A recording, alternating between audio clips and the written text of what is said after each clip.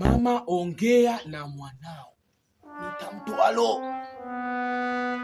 Nitamtoa roho. Kisa kafanya nini mwanangu? Mwanao anataka kutembea na mke wangu.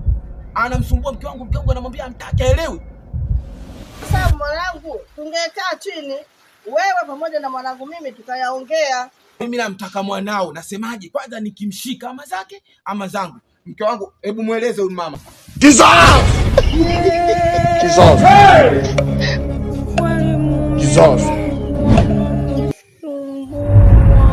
Mwanaume msumbufu yule.